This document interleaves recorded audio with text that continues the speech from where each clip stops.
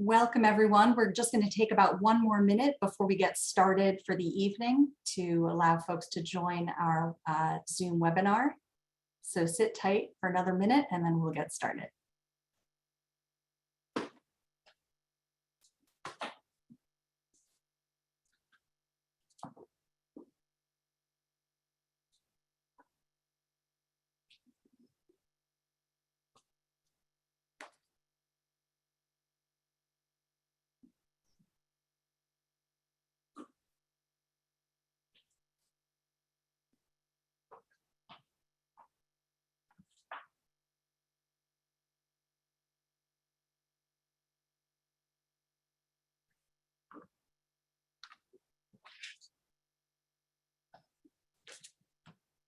All right, I think we're going to get started for the evening.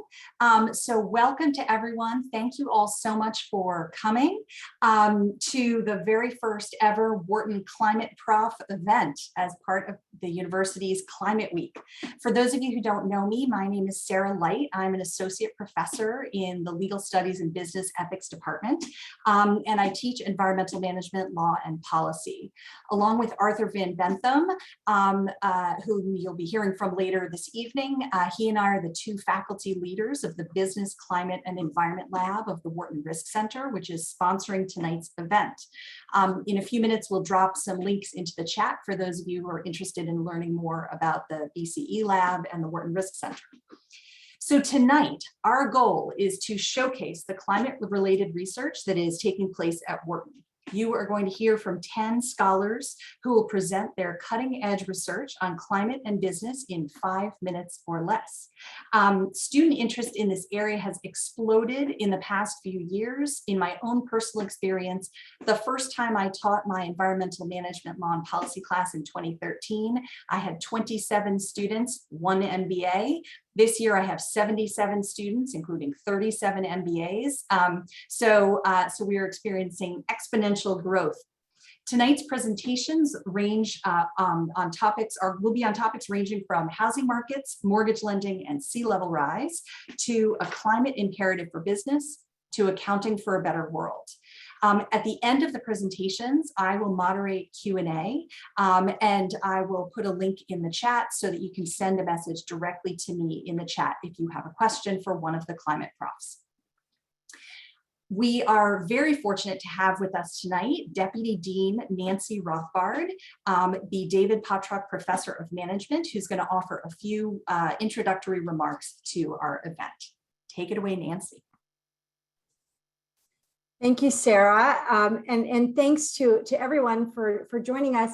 I'm honored this evening to be here to kick off this special event for Climate Week. You know, Climate Prof is inspired by Wharton's, as you see, Wharton's wildly popular Iron Prof event, which was inspired by the television show Iron Chef, to give the due credit where credit is due. And we're going to feature 10 Wharton faculty, each presenting cutting-edge research on climate and business. And, you know, what's amazing about this, as Sarah has said, is the growth in this area that we've seen over the last few years. It's really phenomenal. And what I also think is so important is that the number of professors here represents 6 of our 10 departments at Wharton. So you can see really the widespread commitment to this issue and the depth and breadth of the research at the Wharton School. And so it's really clear, I think, that the Wharton School understands the importance, that role that we can play in terms of this topic as global environmental challenges continue to grow in their severity and their impact on all of us. We are not only supporting a breadth of research on the topic, as you can see by the faculty's enthusiasm, but also the surging demand, as Sarah was pointing out, from our student body for engagement in business, climate, and environment. It's also, just playing a bigger role than ever before, and we continue to see it growing. It's interesting. I was talking this week to my son, who is a senior in high school, and unprompted, I didn't even tell him that I was doing this event or talking about this topic with you all. And he started talking to me about these issues, these very issues that we're going to be talking tonight. this is, I think, for the next generation, a core topic, and that we're going to see this growing in everywhere as we understand the role that these topics are playing in our world. Like our faculty, Wharton students are encouraged to think big and to think boldly, to enact change. And we are really trying to make sure through our robust program offerings, wealth of majors, both at the undergrad and MBA levels, that Wharton really delivers an in-depth academic foundation to help students navigate the complex relationship between business and the environment. And by spotlighting climate research and the insights from our faculty, we're really encouraging also passionate and creative thinking from our students. So we want your passion for these topics to be really helping us to create substantive solutions for our world.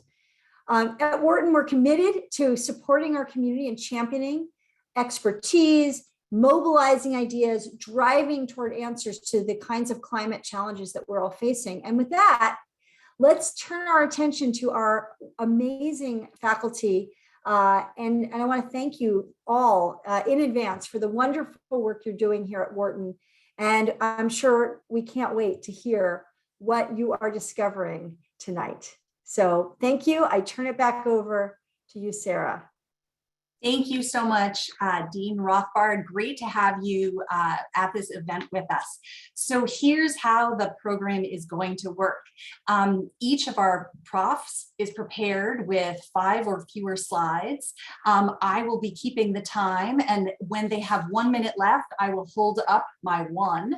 And then at the 5-minute mark, the buzzer will go off and they will be asked to finish their sentence to hear from the next professor. So the first up in this evening is Dr. Carolyn Kuski, Executive Director of the Wharton Risk Center and very popular professor of risk management here at Wharton for both undergraduates and graduate students. Take it away, Carolyn.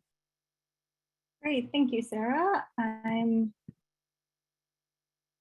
going to assume this is working, or you'll interrupt me if it's not. Okay, excellent. It's so wonderful to be here with all of you tonight, and I'm really looking forward to hearing about all the great climate work that's being done around the school. I'm going to use most of my few minutes to tell you about a new project that we launched actually just this week that I'm really excited about. But to step back for a second, more broadly, the focus of my work is at this intersection of climate resilience and disaster finance. And I wanted to spend just the first minute to give you an idea of what types of projects we work on at that intersection. A lot of my work is motivated by the fact that the risks of many climate-related extreme events are escalating, and in some cases are growing quite rapidly. So my work asks questions like, what are the economic and fiscal impacts of these events? What financing and funding models do we have to pay for them? And what are the broader impacts of those financing arrangements? So for example, think about the growing risk of catastrophic wildfires in California. A colleague and I looked at how wildfires impact the budgets and fiscal health of California's municipalities.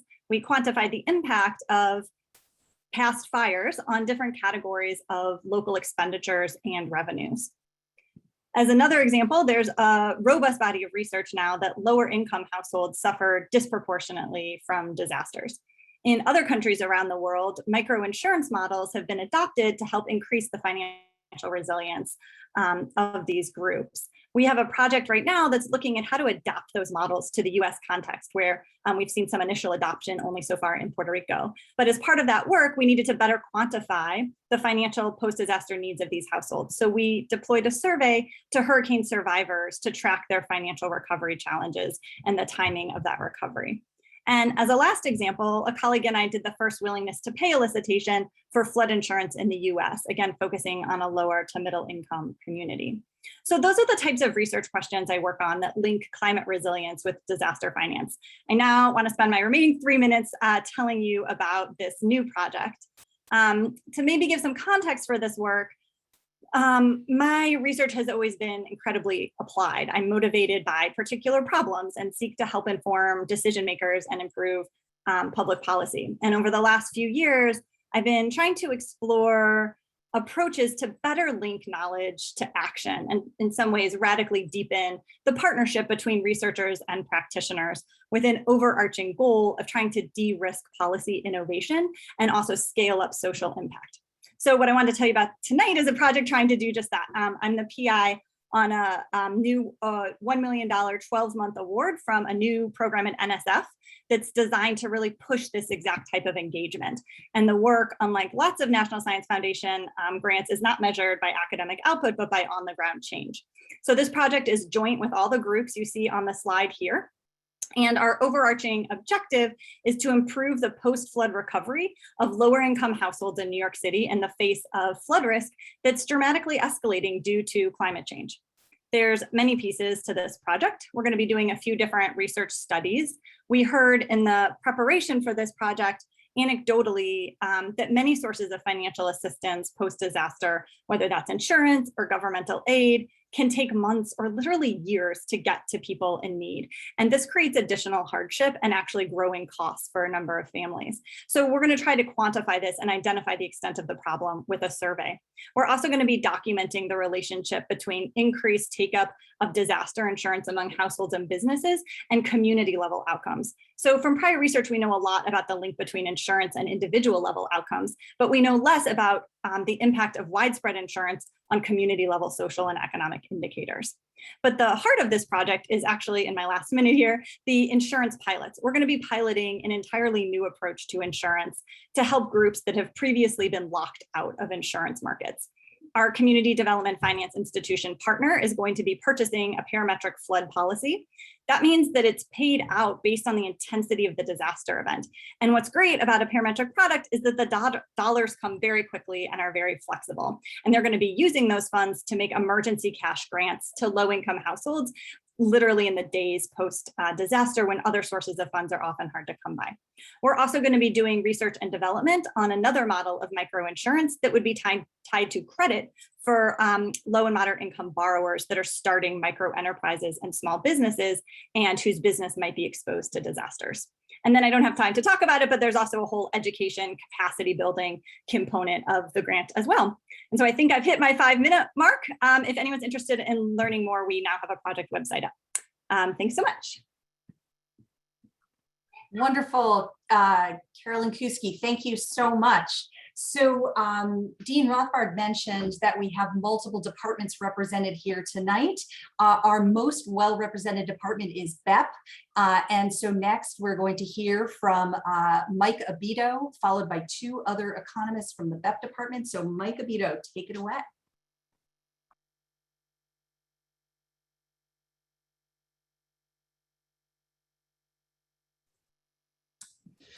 All right. Thanks for spending the afternoon with us. It's been a great and exciting full week full of all things climate. My name is Mike Abito, and I'm an assistant professor at the Business Economics and Public Policy Department. So today I'll talk a little bit about my research and using market-based solutions to address climate change. All right, let's start by going through a simple example. So consider 2 power plants. On the left side over here, you have a coal plant, while on the right side over here, you have a natural gas plant. These plants produce electricity by burning fossil fuels, and as a consequence, they all also produce various harmful emissions, including carbon. Consider the following assumptions. First, business as usual emissions are 2 tons of carbon for the coal plant and 1 ton for the natural gas plant. Basically, this is how much each plant emits absent any abatement effort. The second assumption is that there is a technology that allows these plants to reduce emissions. Now, to reduce emissions, the coal plant must spend $200 per ton, while the natural gas plant must spend $100 per ton. Now, suppose our goal is to limit total emissions to 2 tons as cheaply as possible. How should we actually do this? Well, one option is to require all plants to limit their emissions to 1 ton. In this case, the coal plant must spend $200 to reduce its emissions from 2 tons to 1 ton, while the natural gas plant doesn't have to do anything. In this case, the total cost is going to be $200. Although it might be obvious that requiring plants to emit at most 1 ton is not probably the most cost-effective way to meet our goal, this is essentially how traditional environmental regulations work. Because of various constraints, regulatory agencies typically impose one-size-fits-all kinds of regulations. You probably already have realized that the cheapest way to limit total emissions to 2 tons is for the natural gas plant to reduce its emissions to 0 and let the coal plant behave as business as usual. In this case, the total cost is going to be $100. Now, the big question is, how do we actually do this? To be feasible, we need to design a mechanism that allows the coal plant to essentially pay the natural gas plant to reduce its emissions. An innovative way to do this is to create a market for emissions permits, also known as cap and trade. In cap and trade, the total number of permits is capped, and this will correspond to how much emissions will be allowed in the market. Power plants are then required to hold the permit for each ton of emission that they make, and they can buy and sell permits depending on their needs. Okay, let's go back to our example. To achieve our goal using cap and trade, we're going to set the cap to 2 tons and allocate 1 permit to each plant. Since the coal plant only has 1 permit, it needs to either reduce emissions by 1 ton, which costs $200, or buy a permit. Given these options, the coal plant is going to be willing to buy a permit for any price below $200. Now, turning to the natural gas plant, we see that it can either use its existing permit or sell it to the coal plant. Since selling the permit will require the natural gas plant to reduce emissions, it would be willing to do that for any price above $100. Okay? Therefore, as long as the coal and natural gas plants are actually able to trade their permits, we can achieve the goal of limiting emissions to 2 tons at the lowest cost of $100. While markets for emissions are not necessarily perfect, multiple jurisdictions have embraced the market-based approach. As you can see from this map, there are a number of countries, states, and even cities that run their own emissions market. This sounds great, but one needs to remember that for a market to realize gains from trade, there should be a sufficient number of buyers and sellers that are actually willing to trade. In other words, it would have been more cost-effective if all of these separate markets were integrated and actually trade can occur across jurisdictional boundaries. But we're probably very far from this ideal case, since this requires all jurisdictions to essentially agree on the design and the rules of the global market. Nevertheless, my research identifies ways to reduce the inefficiencies when you're facing these separate markets. Okay, all right. I don't think I have more time. Again, thank you very much for your attention and enjoy the rest of the presentations. Wonderful. Thank you so much, Mike. All right, next Prof is ABB, Arthur Ben Bentham, Associate Professor of Business Economics and Public Policy. Take it away, Arthur. Sarah, thank you very much. So my research is in environmental and energy economics, and I am especially interested in environmental regulation and its unintended consequences and how to improve climate policy design. And I often do this in the context of renewable energy, finance and policy, carbon markets design, like what Mike talked about, transportation policy, and then policies that aim to prevent deforestation. And besides that, I'm one of the 2 faculty co-leads of our Wharton Business, Climate and Environment Lab, and I teach a course on energy markets and policy here at Wharton. Okay, so today I want to talk about vehicles. Why? That's because transportation is the largest source of carbon emissions in the United States. Okay, so our vehicle policies in the US push automakers to produce more fuel-efficient vehicles. But a really important question for policy design is, will people actually buy them? Here you see the fuel economy labels for a conventional gasoline vehicle, a hybrid car, and then 2 types of electric vehicles. And these labels suggest large dollar savings from buying fuel-efficient vehicles. But a lot of people might not exactly bring a spreadsheet to a car dealership. They might have a lot of trouble figuring out what their best choice for them is. They might otherwise be myopic. and end up not buying the car that's actually in their own best financial interest. So I wanted to figure out if consumers value gasoline savings rationally. And for this, I got some help from cheating by two automakers, Hyundai and Kia. So thank you. So here's what happened in 2012. A random audit by the Environmental Protection Agency revealed that many vehicle models offered by Hyundai and Kia had overstated their fuel economy ratings. These are the values that you find if you go on car shopping websites or the stickers at the dealer lots. And as a result of this, Hyundai and Kia had to very quickly update all the websites, all the labels over the course of a single weekend for 1.6 million vehicles. That was the largest restatement in history. And that's a really nice experiment for economists, right? So car shoppers see the exact same car before and after the restatement, but just with a lower fuel economy rating afterwards. And then the question is, how much less would car buyers be willing to pay for the exact same car, but now with a lower rating? Okay, so to figure out the answer to that question, I need a couple of ingredients. So first, I need data on all the transactions prices for cars sold in the US and their characteristics. I need data on the fuel economy of all cars in miles per gallon. Then I need some good econometric or statistical model and a decent amount of computing power. And then finally, I need some assumptions to do extensive sensitivity analysis. And when I put all this stuff together, basically what I find is that the result is that people paid about $300 less for the same car after that restatement. So then the question is, right, does that $300 indicate that consumers are actually rational when they trade off the purchase price of the car versus expected future fuel expenditures? And the answer is not really. In fact, the $300 suggests that consumers are underreacting. They should have paid about $1,000 less for the car. And that we can translate to saying that consumers only value $1 of discounted future fuel savings at somewhere between 16 to 39 cents today.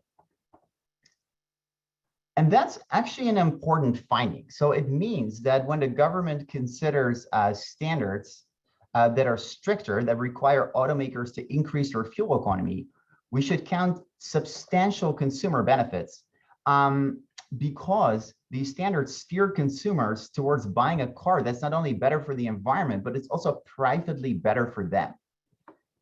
Now, this issue will surely be heavily debated as the Biden administration keeps updating the cost-benefit analysis for their fuel economy standards. And the fun part about my research is that it often shows up in regulatory documents and these cost-benefit analyses. And I have really enjoyed informing policymakers about how to make our vehicle policies at least a little bit smarter. And with that, let me add the usual economist caveat, which is always that we prefer a tax whenever possible. And I thank you very much for your attention. Wonderful. Arthur, thank you so much for sharing this really interesting research. Who knew that a cheating scandal could lead to such interesting research? Next, we're going to hear from Susannah Burkhauer, Assistant Professor of Business Economics and Public Policy. Thanks so much. I'm very excited to discuss my research on climate and inequality. I want to talk about 3 research projects that I work on. The first of which is going to be on financial solutions that can mitigate climate risk. And this is actually something that Carolyn touched on earlier. So low-income countries, especially island nations, face disproportionate climate risk. And their governments are often underfunded in protecting their citizens against this type of risk. We are testing a novel type of insurance together with the government of Dominica in the Caribbean. We want to understand whether parametric insurance can mitigate climate risk. We want to understand whether blockchain technology and mobile money can enable rapid emergency fund disbursement in the aftermath of a hurricane. And we want to know whether in the long run, this can enable faster economic recovery. This project is just starting, and we've generously been funded by a number of different Wharton initiatives. The second project that I want to share about is the fact that deteriorating energy infrastructure can slow economic growth. This is a large research project together with a couple of other partners, including a group of engineers who developed a new and low-cost way of monitoring grid quality. And so on the right here, you can see one of these devices deployed with a small shop somewhere in Accra in Ghana. And so when you deploy hundreds of these types of devices all around the city, you can actually see with really high spatial and temporal granularity exactly where and when power outages are happening. And so we can understand whether, for example, infrastructure investments can improve grid reliability and stabilize voltage and improve voltage quality, and then also whether any investments in grid quality could ultimately stimulate economic growth. The third and final project that I want to talk about is whether energy efficiency adoption can generate large improvements for low-income households. This project was in Nairobi in Kenya. We were working with a large group of very low-income households living in slum areas in Nairobi. All of these households were using a very traditional type of cook stove. They would spend between 10 and 20% of their income buying charcoal on a daily basis that they would then use to cook all of their food. And we offered them an opportunity to adopt this more modern version that still used charcoal, but it was just much better engineered. And so it required much less charcoal to cook your meals on a daily basis. And so those individuals who adopted this modern stove actually reduced their charcoal expenditure significantly. So here you can see that those who adopted the stove immediately after adopting it saved significant amounts of money. Those savings added up to $120 per year. For very low-income families, this was about a month of income. So these were very large financial savings. The stove price is about $40. And so this generates an internal rate of return of about 300%. And in addition to these financial savings, it also reduced carbon emissions by about 3.5 tons of CO2 per stove per year, which if you use the EPA's $42 social cost of carbon is about $150, in addition to significant health improvements for women and children. So given these large benefits, you might wonder, why were households not already adopting these stoves? Well, there was already large adoption among higher income households, and we wanted to understand why adoption was low among middle and lower income households. And so that was our next research question. The first thing we tested was whether perhaps a behavioral nudge, where we point people towards information about how much money they would save, whether this would increase demand for the product. Here we show the demand curve that we found, and we see that there's basically no difference in demand between people who got the information nudge and people who didn't. On the other hand, when we provided financing, so when people were able to pay for the stove in installments, the demand curve went up significantly. So this more than doubled willingness to pay.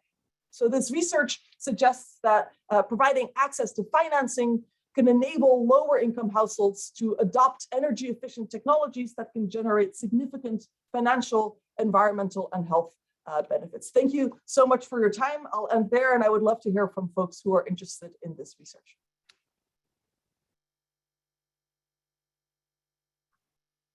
All right, wonderful. Thank you so much. All right, Susanna, if you can turn your slides off, we will turn next to Ben Keys from the Real Estate Department, the Rowan Family Foundation Professor of Real Estate. Ben, please take it away.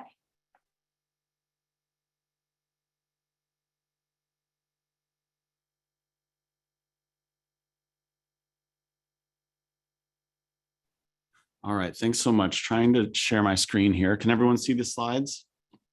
Great. So thank you so much. This is an incredible lineup, and I'm thrilled to be a part of it and to share about a 4-year research project in 5 minutes is a bit of a challenge, but I'm going to do my best. So this is joint work with Philip Mulder, an outstanding PhD student here at the Wharton School. And, you know, like a lot of my research, it's motivated by the fact that for most households, the house is their largest asset and their mortgage is their largest liability. And so when we're trying to understand household financial decision-making, it's really important to understand how households interact with the housing market and with the mortgage market, and in understanding how federal policy affects those two markets in particular. And so this project is going to be focused on the risk of sea level rise. And if we just start from sort of first principles here, about 30% of the US resides in a coastal county or coastal adjacent county.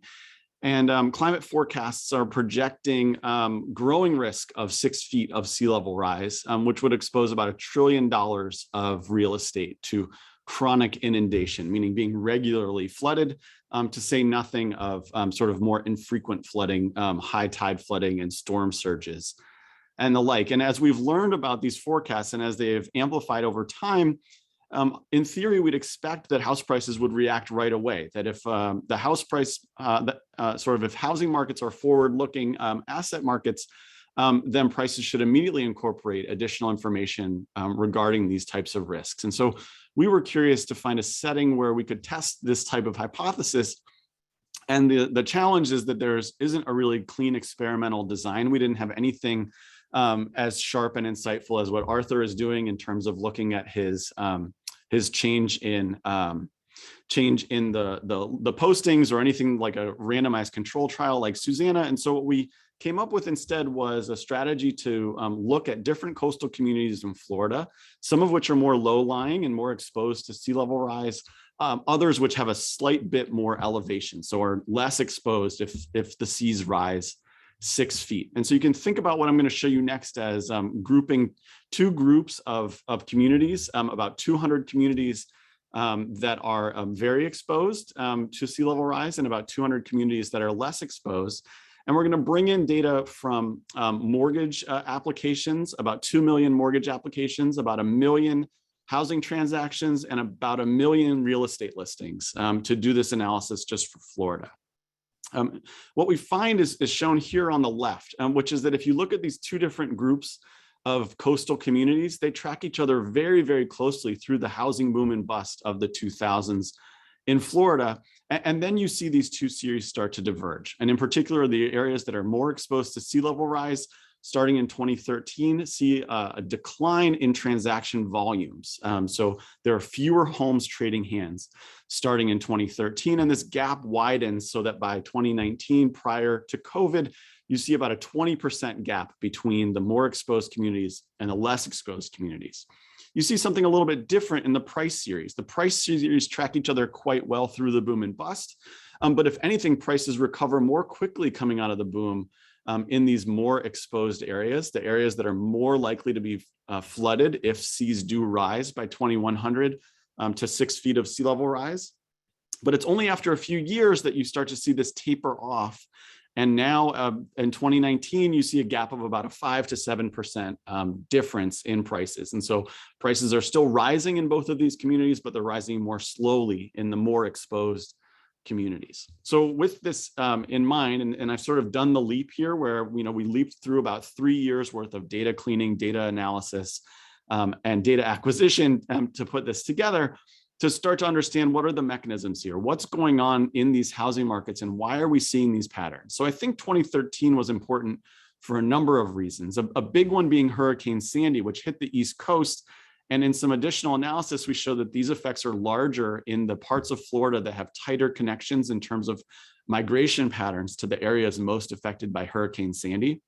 But this was also when the tone and the tenor of the news really changed, when you started to get much stronger waves of concern among reporters, among the national media, and among politicians about these changes, partly induced by the National Climate Assessment and the IPCC report that came out in 2013. So we think that represents a shift in awareness and a shift in beliefs in these local markets. And you can see this if you look across markets based on a separate data set for who's worried about climate change. And what we show is that these effects, both in terms of sales volume and in terms of house prices, are larger in the counties where more respondents are worried about climate change. So this seems like a function about awareness and information.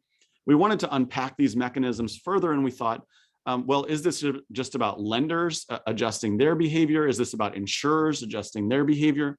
I don't have time to show you those results, but I want to show you how home buyers themselves responded. So the picture on the left is showing home seller behavior. So home sellers didn't change their behavior at all. They basically moved in lockstep across these two groups, continuing to list their homes and actually continued to list their homes at the same prices.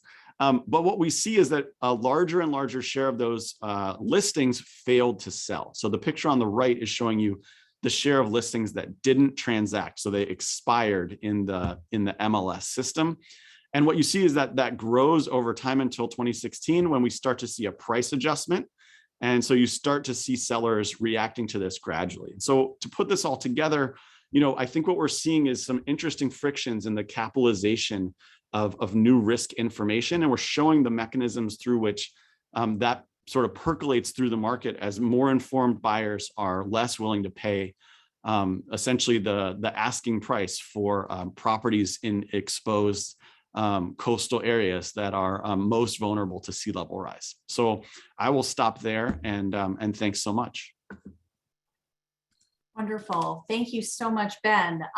Very timely and important research we have so far this evening. All right, our next presenter, Brian Berkey, is an assistant professor of legal studies and business ethics who is going to buck the trend by not using any slides. So he definitely comes under the 5-slide limit for tonight. Brian, we would love to hear from you now. Great. Thanks, Sarah. Great to be part of this really wonderful event this week. So I'm a moral and political philosopher, so my work's a little bit different. I'm kind of pursuing this sort of project in kind of climate ethics and business ethics with my colleague, Eric Orts, also in the Legal Studies and Business Ethics Department. And we defend what we call a climate imperative for business. So as I'm sure many of you know, a recent IPCC report says that keeping global warming under 2 degrees is going to require something like a 25% reduction in emissions by 2030 in relation to 2010 levels, and net zero emissions by 2070. And that's just for the 2 degree limit. 1.5 requires quicker reductions in net zero by about 2050. And we all know that business activity, especially from the fossil fuel sector, industrial production, meat production, and a few other industries contributes quite a bit to current emissions levels. So if we're going to achieve the needed reductions, current practices in these and other industries are going to need to change quite significantly. So Eric and I have argued that in light of the need for these large emissions reductions, we should accept the following principle. This is what we call the climate imperative. So the principle says that business people should make decisions that in the aggregate limit their firm's greenhouse gas emissions to a level that's compatible with keeping global warming within, say, the 2 degree limit, assuming that other agents, including other firms, also comply with the requirement. So basically a kind of fair share view on required emissions reductions. Now, while it's pretty widely acknowledged that emissions need to be reduced dramatically and in a fairly short period of time, a lot of people in discussing the role of business have resisted drawing the conclusion that because we need to make these large reductions, some business decisions, at least some, are going to need to be made in a way that involves giving up the traditional profit maximizing aim of kind of managerial decision making. So people say things like, profit maximizing and in effect the climate imperative are really compatible. So they try to argue that, for example, fossil fuel firms, even fossil fuel firms, have more to gain by, say, quickly shifting to focusing on renewables than by continuing to do things like plan for increased oil and gas extraction over the next several decades, which is what several fossil fuel firms are in fact doing. So Eric and I think that these lines of argument are really implausible. And importantly, we think they represent a really dangerous kind of wishful thinking that promotes excessive complacency about current structures and practices of decision-making. We think it's motivated by something like a desire to kind of avoid facing up to the severity of the climate threat and the deep conflict with the long-standing profit maximization paradigm for business decision-making. So to see this in a little more detail, just think about what would have to be the case for the profit maximizing norm to be consistent with the climate imperative.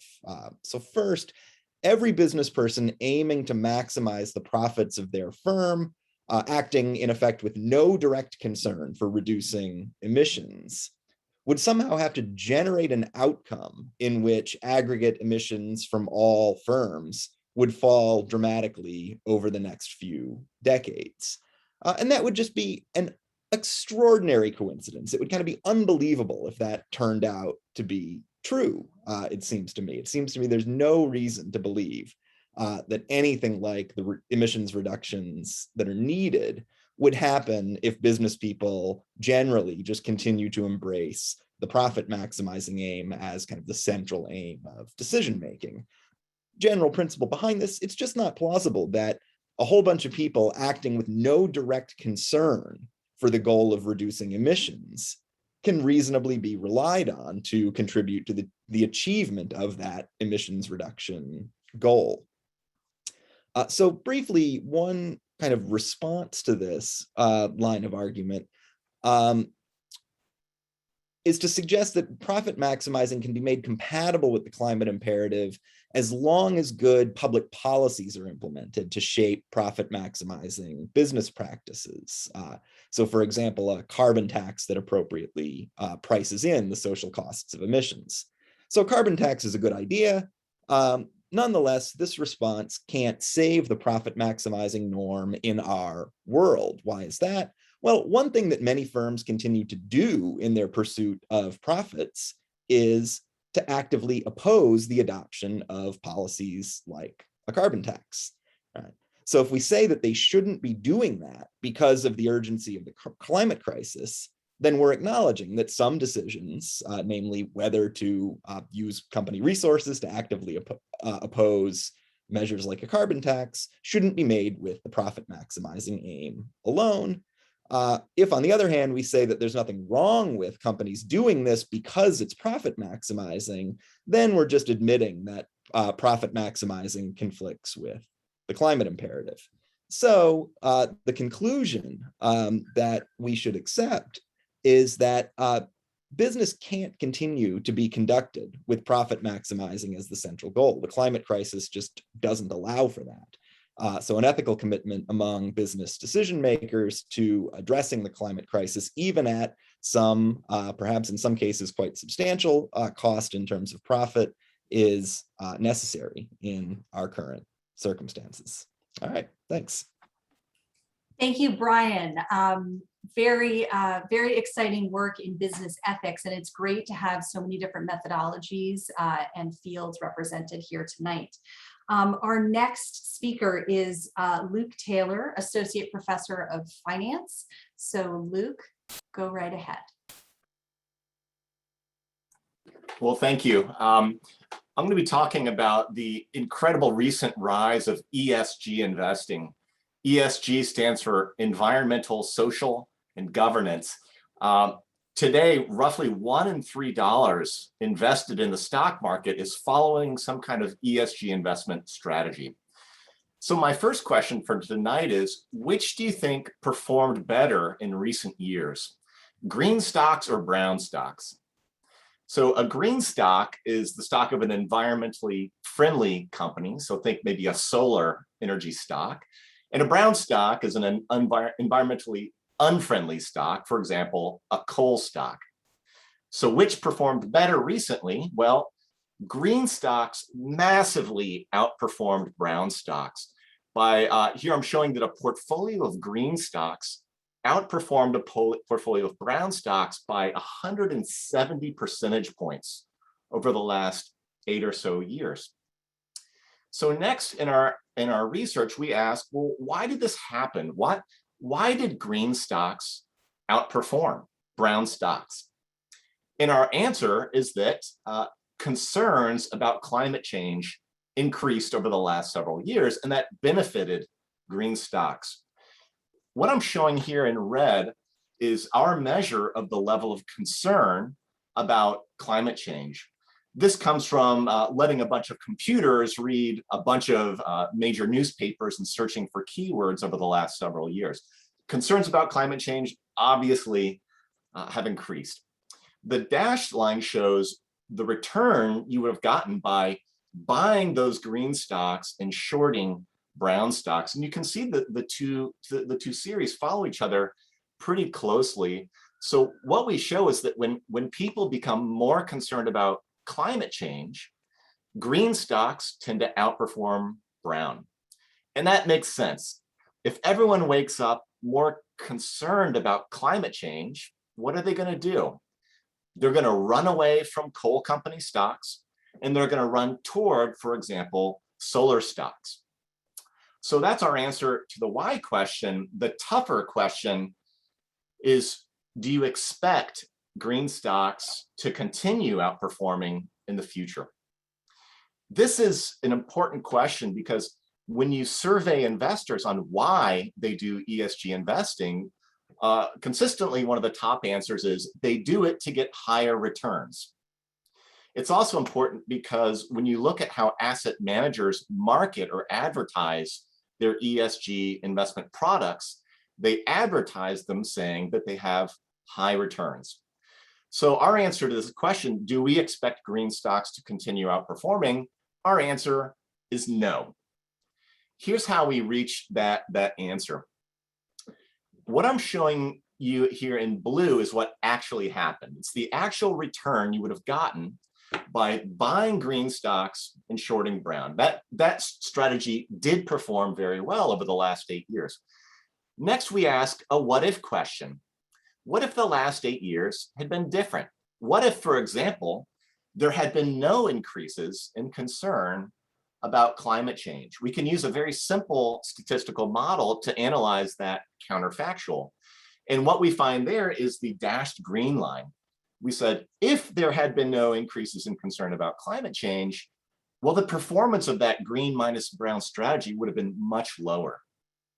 If we further zero out the news green and brown companies got about their profits, we would have gotten this red line. So it's looking like the strategy performs even worse. And last, we note another thing that's been very special about the last 8 years is there have been huge inflows to ESG investment, mutual funds, and ETFs. So finally, we asked, well, what if there had also been none of these flows into ESG funds? And our answer to that is this bottom orange line. So again, blue is what actually happened. Green outperformed tremendously. But if you zero out all of those unexpected shocks, green stocks actually would have underperformed in recent years. So our answer to this question, like, why did green stocks outperform? Our answer is they got lucky. Okay, there were some unexpected shocks over the last 8 years, namely huge increases in concern about climate change. So it's not that they had high expected returns, they just got very lucky. So why should we care about this? First, we have an important message for ESG investors, which is you should not expect the strong recent performance of your strategies to continue in the future. What about for the planet? A little counterintuitively, it's actually good news that green firms are expected to underperform brown firms in terms of their stock returns. You have to remember that a company's expected return is the same as the company's cost of capital. What we're arguing in our paper is that green stocks have lower cost of capital. They have lower expected returns going forward. Since they have a lower cost of capital, that creates an incentive for all companies to become greener. It also induces green firms to expand their operations, and it induces brown firms like coal companies to shrink. So it induces more production of solar farms, and it induces fewer construction of coal mines. And it's through that cost of capital channel that ESG investing, we think, can actually have a positive impact on the environment. So thank you so much. Great. Thank you, Luke. That was really very interesting and definitely counterintuitive. So next, we're going to hear from Mirko Heinle, Associate Professor of Accounting. Winter is coming. Okay. Hi, everybody. I'm Mirko Heinle from Accounting. Thank you very much for having me. I'm incredibly humbled in the presence all really this really interesting climate research. What I have done basically together with Henry Friedman from UCLA and Irina Luneva, who's a PhD student at Wharton, is sort of combine Brian's and Luke's thoughts here and ask the question, what happens when we have investors who care about ESG and how does it interact with managers' sort of choices about managing their own firms? However, what I'm going to do is I'm going to put this in a bigger bucket and ask, how does accounting even fit in this general topic? And basically, if we want to change anything about corporate choices, if we want to tax anything, if we want to cap anything, we have to start measuring it. And once we start measuring it, we can mandate firms to disclose what it is that we have measured, what their impact is, what their choices are. And then basically we can sort of hope in Luke's spirit that this disclosure enables investors to then price the impact that the firms have, and that managers who then care about a stock price start incorporating not only profits, but also incorporate their environmental impact that their choices have. And that sort of brings us back to accounting, because ultimately part of the reason that we have accounting, that we have accounting systems is the separation of ownership and control sort of needed a mechanism for owners to be able to control what the management of their firms would do. And effectively, if you sort of think about the climate change problem that we have right now, is that we have such a difference between a separation between ownership and control. All of us sort of own the future of this planet, and future generations own the future of this planet. However, in control are people that only feel sort of part of that impact. Now, one thing that really helped accounting is that financial impact is easily measured with something like an expected cash flow, and environmental impact is going to be much harder. At the heart of accounting is sort of the topic of aggregation. How do we aggregate different sources, and financial accounting, different sources of cash? And in part, that helps investors or stakeholders in a firm to take a lot of different things together and look at the aggregate impact.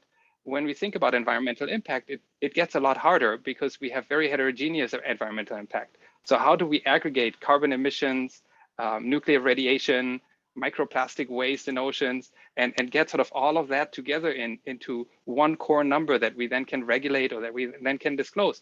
And we can think of a couple of ways to aggregate it. The EPA, for example, measures their impact by lives lost or lifespan reduced, aggregate lifespan reduced of sort of a waste site, and then sort of uses that to punish the firm that is responsible for it.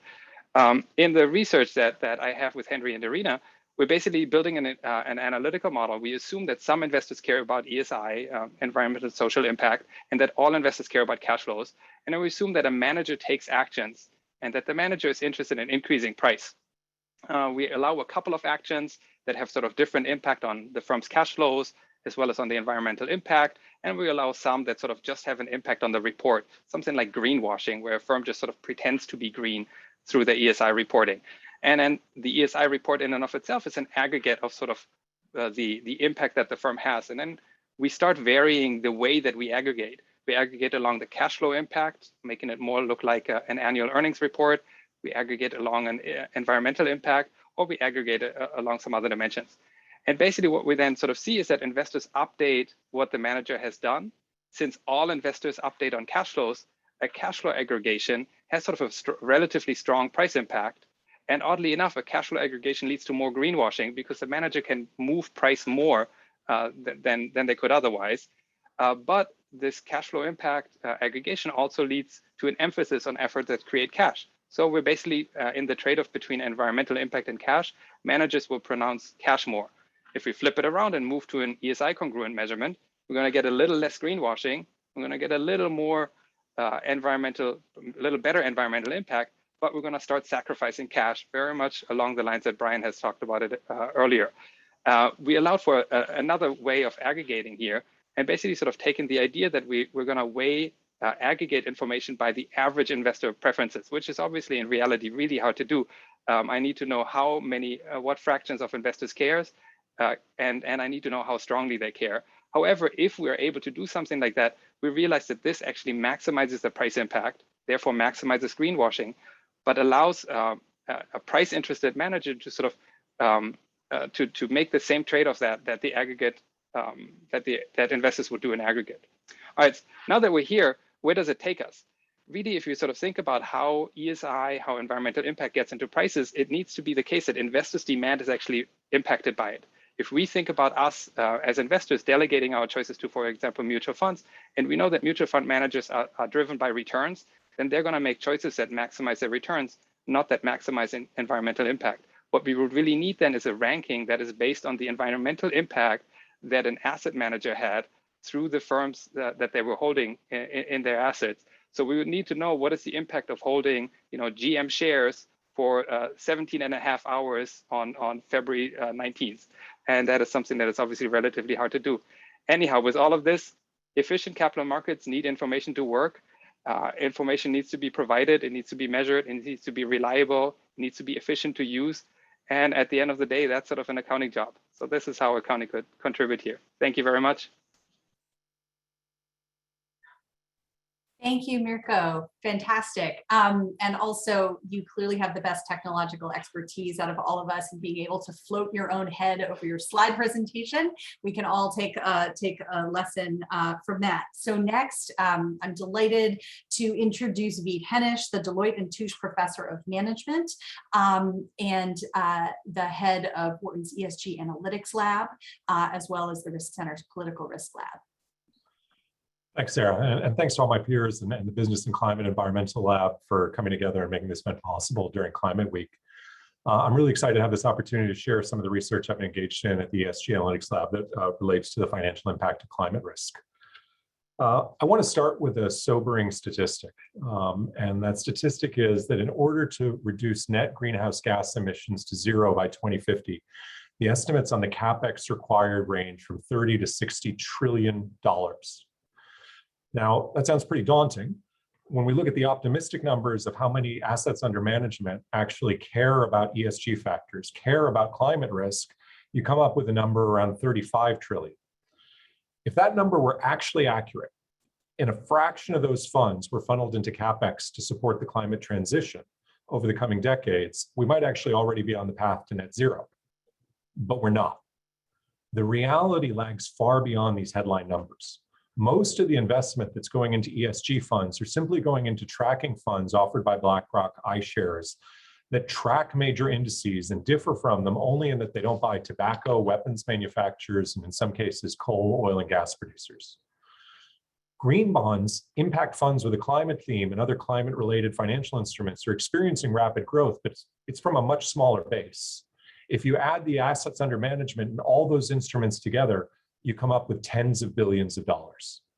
So there's the rub, the gap, the difference between tens of billions and tens of trillions. Order of 1,000 difference. If we could increase the fund flows into ESG funds by 2 orders of magnitude, it would make a difference, but we'd still be tens of trillions of dollars of capital short. The argument I'm making is that the only feasible pathway to achieve net zero is to not just rhetorically, but to actually harness the power of capital markets at scale. And in order to do that, we need to move from the current way of measuring a firm's climate impacts and ESG impacts more broadly to a new way of seeing value. The existing metrics that companies are using, they're based on rating companies on 30 different dimensions and aggregating them into a composite score that measures the purity of the corporations via some proprietary algorithm devised by the data vendor. The scores have no correlation with each other, and they have no known correlation of financial performance over time. Instead, we need to take a link, find a way to link a company's emissions, the company's ESG performance to its financial value. And as the last presentation highlighted, the first way to do that, or the best way to do that, is to not rely on emojis, not rely on some different unit of analysis, but use the same unit of account. The same unit of account that's used to measure financial value, dollars. I've spent a good part of the last year working with Engine Number One, their data scientists and consultants, to devise a new methodology entitled the Total Value Framework that proceeds from the simple observation that the best way to capture these impacts, companies' harm caused to stakeholders under some conditions, those stakeholders will rise up, mobilize, and impose a cost on the company's shareholders. They're moderators to that relationship. They're contingencies based on regulation, based on customer beliefs, based on stakeholder concern, based on technology, based on competition. But the basic premise is to link dollars of harm through carbon emissions and other ESG factors to the current and future profits and losses of companies, and thereby to an investment thesis. How does the methodology do, you might ask? Well, it outperforms every other known ESG metric in generating an alpha signal over the last 10 years. This logic that was developed in the total value framework is the same one that drove the analysis done by Engine No. 1's analysts to demonstrate that ExxonMobil was destroying shareholder value by not adequately preparing for the climate transition. Almost 100 pages of publicly available analysis disassembling ExxonMobil's financial statements and disclosures, demonstrating why and how they were poorly managed, poorly governed, and obfuscating their failures. The analysis overcame the resistance of the management, overcame the resistance of the board, and convinced the majority of investors to vote with Engine No. 1 in an epic proxy contest to replace 25% of ExxonMobil's board. How did you vote in that campaign? Or should I ask, how did your asset manager vote? Or do you even know? Did they take into account your preferences or their interests? How would you have liked them to vote? And what could you do to bring your investments more in line with those preferences?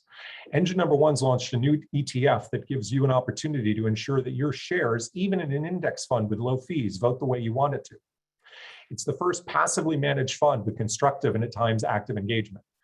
Some of my ongoing research and that of other scholars at the lab studies how and when activism, innovation, and product offerings like this ETF and better data can inform alpha generating or risk reducing investment strategies that can allow all of us as researchers, shareholders, and citizens to have a seat at the table in corporate decisions which impact climate. We can't run away from the problem of climate change or wash our hands of it with simple divestment strategies. We need to prove the business case of investing in a manner that brings us closer to net zero. In order to address the failures of capitalism to address climate risk, we actually need to harness the power of capital, and that requires a new way of seeing value. Thanks.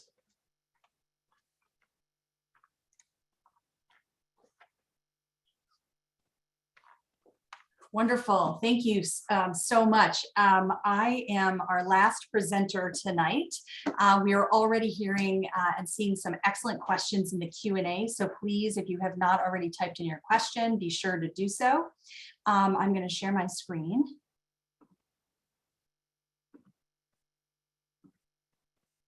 All right, great. So I'm an associate professor in the Legal Studies and Business Ethics Department, and my research focuses on kind of the intersection between public environmental law and private environmental governance, corporate ESG programs.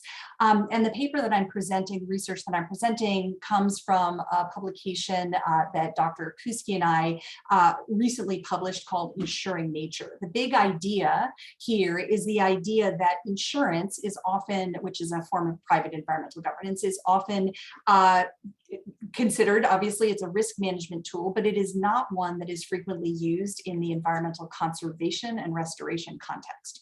So our project explored the extent to which it could be used in this context, specifically to manage coastal risk. So the big innovation is the idea that one can insure, a policy can actually insure an ecosystem itself rather than properties that are potentially harmed by extreme weather events. So we all know that climate change is creating more severe weather events and disasters.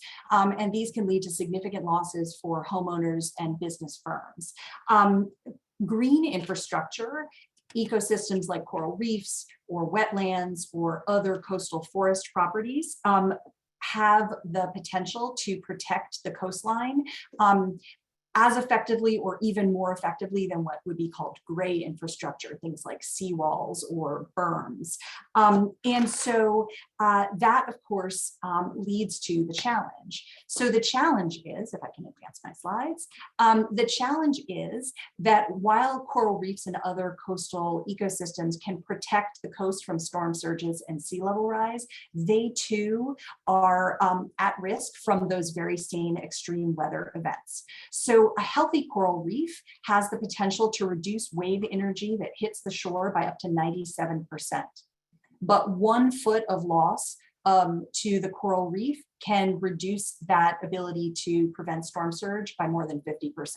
So this is a really significant problem, and this creates a vicious cycle. So here's the key point. The key factual piece is that coral reefs can be repaired, and their ability to protect coastal ecosystems can be repaired if the repair happens very quickly after the storm damage.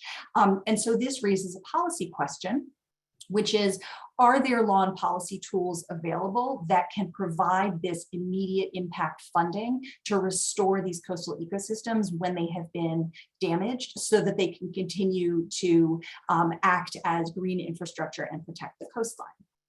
So being a lawyer, I of course had to include a very wordy slide, but the key point here is that what we did in the paper is that we surveyed the entire existing legal landscape of tools that would address habitat protection, ecosystem protection, or ecosystem restoration. We ultimately concluded that they were all inadequate to address this specific problem that we identified of the vicious cycle. The biggest problem is that legal tools like the Clean Water Act regulatory permit system or prescriptive rules like the Endangered Species Act, both of which are designed to prevent harm to certain ecosystems, are only designed to act when a person, natural or corporate, has harmed the ecosystem. They're not designed to deal with extreme weather events.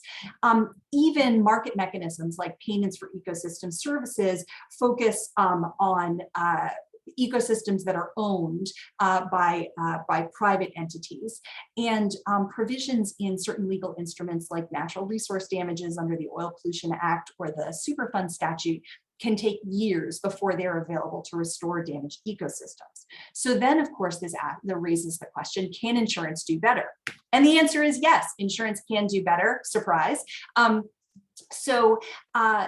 Scientists recognize that after studying a number of major storms, particularly hurricanes that hit Mexico over a period of years, that there were particular areas that seemed to fare better than other areas. And one of them was this area very close to Cancun called Puerto Morelos. And if you look at the picture on the right, you'll see that the dotted pink line represents a coral reef that is adjacent to the shoreline. And so that coral reef was acting as a natural barrier.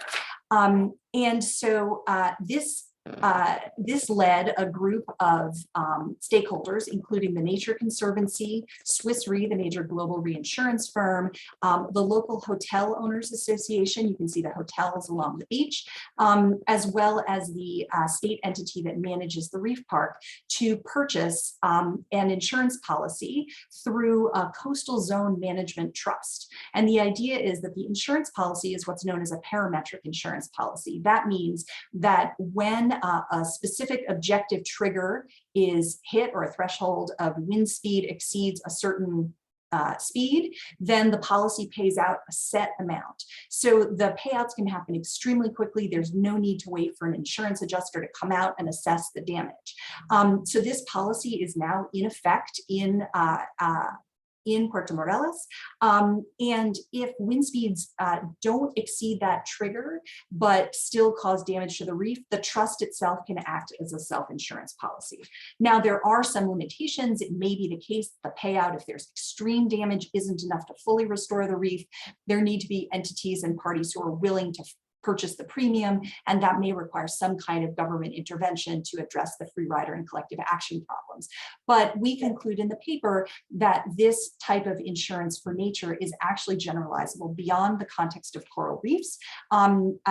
Things like replanting saplings after a wildfire or rebuilding dunes on a beach after extreme storms. And we offer several criteria for when the insurance for nature might be possible. And seeing that my dog has barked outside the room, I will take that as a sign that my 5 minutes are up.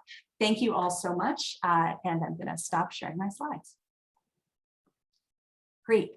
Okay, terrific. So we have a bunch of questions from the many participants in the audience, and so you can either type them into the Q&A or into the chat, both of which I am following. And let me begin by asking for Professor Burkhauer, what types of financial incentives were provided to support the stove purchase? Was it grants or loans? Were people expected to pay these back over time? And if they were grants, would it be possible to use loans? Would those be as effective? Yeah, so in the project, around half of the participants, which was about 500 people, received a loan that they would then pay back over a 3-month period.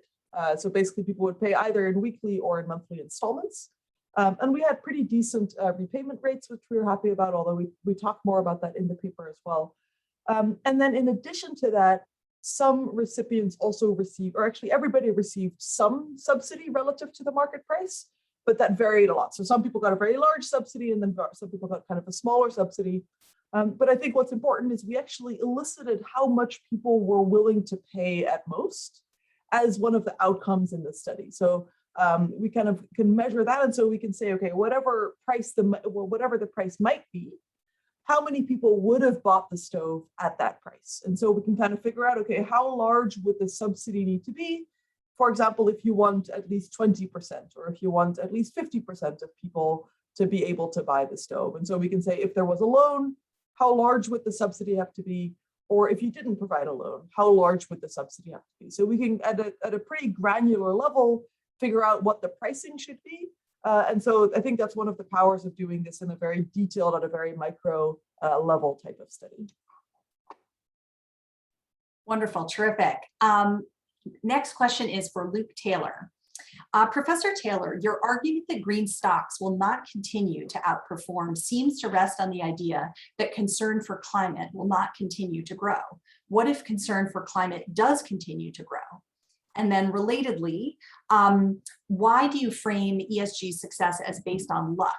Climate being in the news wasn't luck, it was due to climate-related natural disasters occurring, which are also likely to continue to happen. Yeah, great questions. We all expect concerns about climate change to grow. What's important is that's expected. We expect climate concerns to grow. Since that's expected, that's already incorporated in prices today. So that has no effect on future stock returns. Now, of course, green stocks could continue to get lucky in the sense that climate concerns could grow more than we currently expect them to grow. The key there is they could grow more than we currently expect them to grow. So that's the answer to the first question. Yeah, the second question, why did I frame this as luck? By luck, I meant it was unexpected. What we're arguing is that 8 years ago, I doubt many of us expected climate to become the huge issue that it is today. Maybe Al Gore expected it, but I certainly did not expect 8 years ago to be thinking as much about climate change as I am thinking about it today. And I would say for the average investor, it's unexpected that concerns about climate change increased so much over the last 8 years. You could say there was no climate prof 8 years ago, right? We weren't thinking about it to the extent we are today. I would say it's unexpected increases in concerns about climate change, probably driven by natural disasters to a large extent.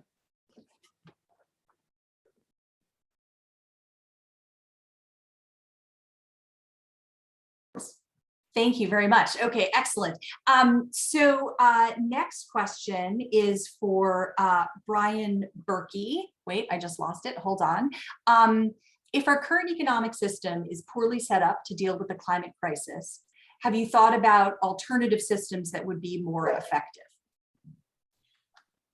Very hard question, very important question. So I'll say a few things. One is it's not obvious to me that we can successfully address the climate crisis by tweaking existing institutions alone, right? So everybody wants kind of big institutional solutions, but I mean, one of the points in my argument is whether we're able to get those big institutional solutions depends on the values and motivations of individuals and groups of individuals who are in a position to affect institutional change, right? And in a world with a lot of economic inequality, a lot of inequality of access to political influence, much of this depends on what people who benefit from current inequalities from the current system are willing to do. And so kind of as a moral philosopher, part of what I want to say is, a big part of what's needed is a change in people's motivations and values. People need to become morally concerned about climate change in the way that many of us have tried to argue for a long time that we should be. And that's kind of at the root of getting the institutional changes, right? It's harder to see how we could get the institutional changes that would fix climate change without changes in people's fundamental values and commitments, willingness to, for example, accept economic costs in order to preserve the climate for future generations. Great. Thank you, Brian. Our next question is for Ben Keys, who I know is on audio. So we will see his smiling picture in front of us. How efficiently is the market pricing real estate in Florida now, given your expectations regarding climate impact? Well, this is a great question, and I don't think we have an easy answer to measuring the efficiency of the market. I think one of the things that surprised me in this study was that I thought that lenders would be more responsive to this risk. I think of lenders as having more sophistication than the average household. They have access to the most recent climate models. And for some of the reasons that Luke was talking about, thinking about trading strategies and awareness, I thought that we would see more action among lenders. I think we've seen very little actually responsiveness among lenders. And some of that seems to speak towards the ways in which federal policy protects lenders in terms of their risk exposure. So they're not exposed because of the National Flood Insurance Program. They're not exposed if they sell their loans onto Fannie Mae or Freddie Mac. And so, understanding the level of efficiency or the degree of efficiency is a great goal for this research agenda going forward. And I think it necessarily means unpacking, how much are these federal programs subsidizing coastal living? Great, terrific. We're our next question I'm going to direct to Dr. Kuski.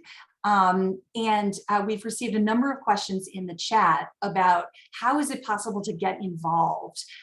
You identified a specific project that the Risk Center is working on. Other participants have sent messages in the chat to say, how can we engage with stakeholders to capitalize all this research into needed action? So I'm going to start with Dr. Kuski, and then I'm actually going to turn the question about how do we engage stakeholders to turn research into action to Henisz.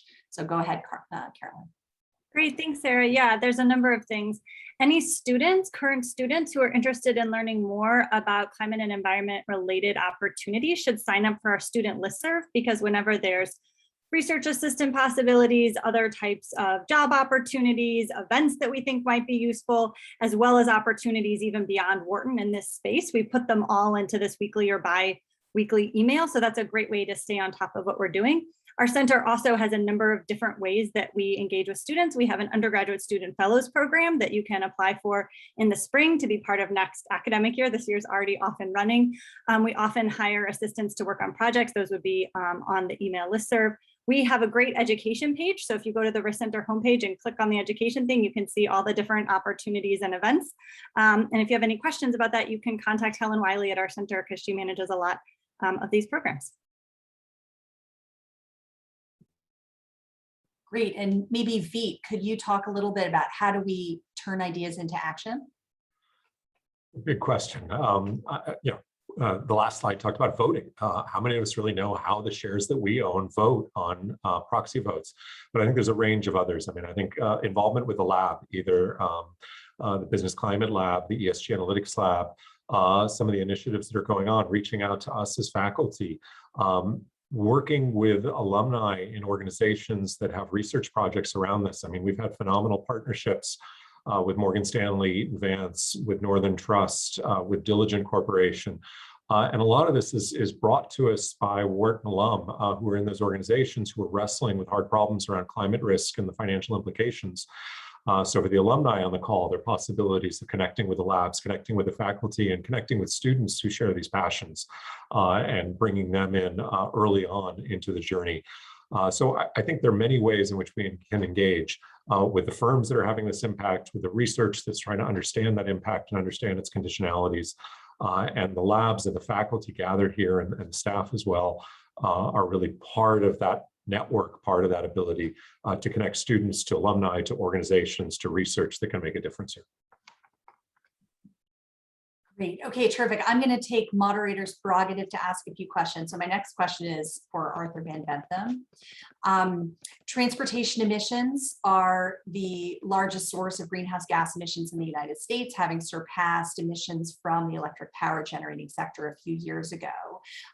What do you think is if you could be the policy czar and choose one public policy that you think would have the greatest impact on reducing emissions from the transportation sector, what would you choose?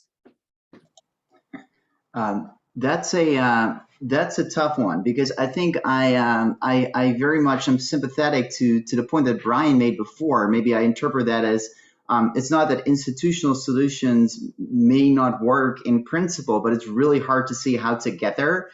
If I could get rid of all politics, I think I would still prefer a sort of a European style gas tax. I mean, I think it's for a good reason that you cannot park an F-150 in Amsterdam simply because there's no parking spots that would fit them. People choose very different types of vehicles, and you can, in certain situations, see that prices do influence people's behavior, in a terrific way. That's not to say that a tax always solves everything. Economists are much less dogmatic these days than they used to be. We're sensitive to consumers that are doing weird things and they have behavioral failures. But still, if I had to choose, I would tax gas at $4 to $5 per gallon. Excellent. We're getting a thumbs up from the finance department. So excellent. All right, Mike Abito, question for you. What you alluded to the research that you have to reduce the transaction costs in building, reducing friction across global cap and trade systems. Again, if you were the global climate czar and you could do one thing, what is the one thing that you would choose to do to make it easier for cap and trade systems to be integrated across national boundaries in order to create greater efficiencies in emissions trading? So I think I'm gonna go around that question by answering, suppose I can't do that, right? So that's actually the focus of my research. We're working on a smaller scale here. So we're looking at the PJM region. So basically it's the grid where Pennsylvania is in. So the key idea here is that, especially at the time where there was discussion about the Clean Power Plan, there's this kind of, on the one hand, you want kind of the compliance to the Clean Power Plan to be regional. Okay? So you take advantage of the different power plants across the region, they can trade, etc. But on the other hand, you need to have each state agree on the rules and how to do things, right? So it turns out that in our research that, okay, here we're kind of focusing just on the emissions market and the fact that they're separate. But remember, emissions is a byproduct of something. Here, in the case of the Clean Power Plan, it's a byproduct of producing electricity. So we need to think about how is the market for electricity organized and how would that interact with emissions market. It turns out that, and there's this, the idea is actually pretty old economics idea in trade, where even if factors of production can't move around across countries, okay, you can't just simply move workers around countries, as long as there's trade in product markets, essentially you're gonna have this one price for this factor of production. So here, think about emissions as a factor of production. It's a byproduct of production. So as long as you decrease the frictions in the product market, in this case, you have a grid, a well-functioning grid, okay, it implicitly actually coordinates the emissions market as well. Okay, so kind of we're gonna step back from the ideal case, but kind of saying it's not hopeless if you have these separate markets, but there are other ways to work around that problem. Thanks for the question. Excellent, absolutely. So my final questions go to Mirko. Again, you are the czar of all accounting. If you could make one change to global accounting standards, what is the one change that you think would have the greatest impact on addressing the environmental and social impact concerns that you identified in your presentation? I think ultimately mandating ESI reporting is sort of a first step, and then second, in the design of that reporting system, what we sort of came up with is that it's really crucial to not make this around the financial impact on the firm itself, but rather on the, on the externality, actually having a report that emphasizes the effect on the community around, on the world, whether we measure that in, in lives lost or in dollars that it would cost to counteract it, to sort of get information out, get real-time information out that says we are doing something that causes a cost to this world of, X $1 million. I think that would be key. The American Senate said it seemed to be focusing more on a financial impact. This is something relevant to our own cash flows, and that would ultimately, just substitute or supplement the standard financial disclosures that we already have, and I don't think would go all the way in doing what we hope it would do. Thank you. So we've come to the end of our program. If you could all join me in virtually thanking all of the professors and speakers tonight for taking the time to share their incredibly interesting research with all of us. I know that I learned many things that I didn't know before. So thanks to all of you. Thank you all for your questions, particularly about getting involved. We hope to engage with you in our classes, to have more babies on Zoom screens at all times. And we wish you a good night. Stay dry. Take care. Thank you very much.